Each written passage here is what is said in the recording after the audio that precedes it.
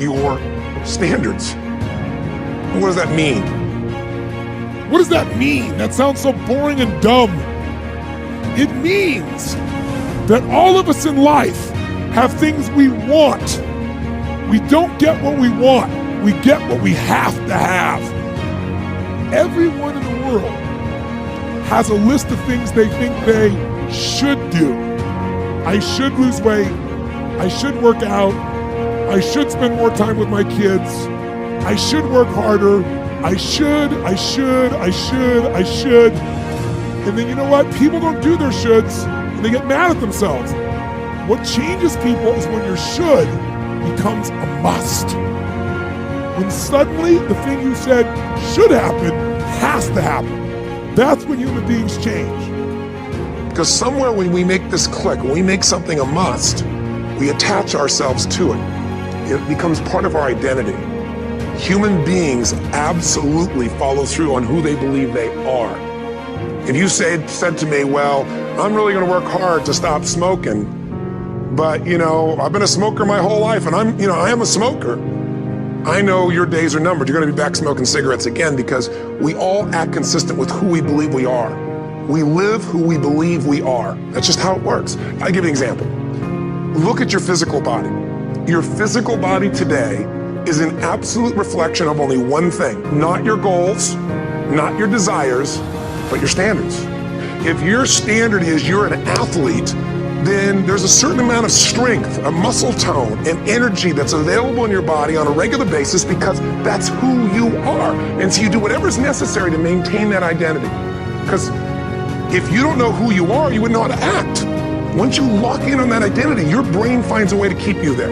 If you say, man, I'm overweight, I've always been overweight, I'm big boned, and that's the story you got, then you're gonna always find a way to get back there. That's your settling point. That's your identity. That's where things lock in.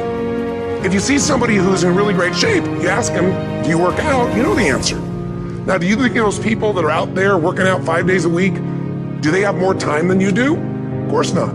Is their life less busy? Of course not.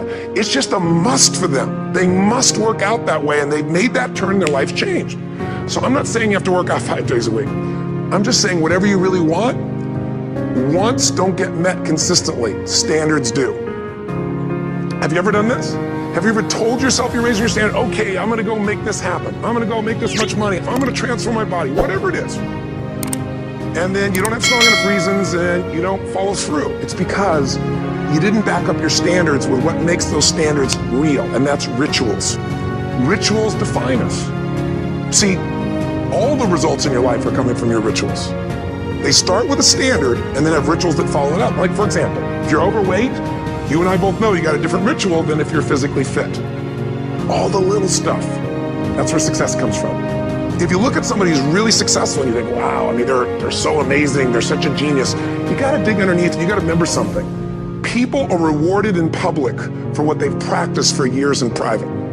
Look at the best in the world in anything. Tiger Woods, what's his vision? To win golf tournaments? No, to be the best that ever lived.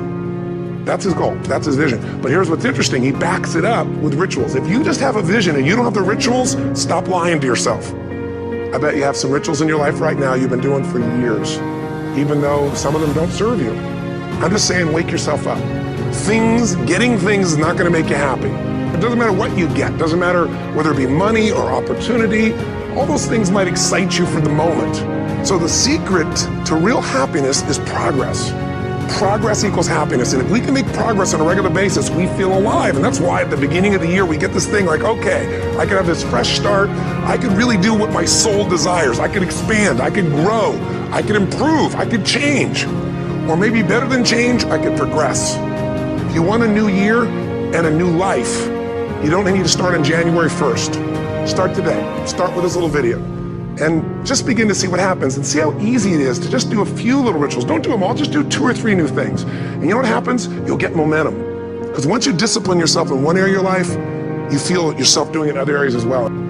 There's always 2 pains in life. There's the pain of discipline, or there's the pain of regret. And discipline weighs ounces, regret weighs tons. You don't have regret. Don't let this year be like last. And if last year was great, still don't let it be that way. Raise the standard. The only thing that's going to make you happy, my friend, in this year or any other, is to step up. Because once you do that, you have something you can give other people, whether it be your kids or your friends or your family, and ultimately that's what life's about.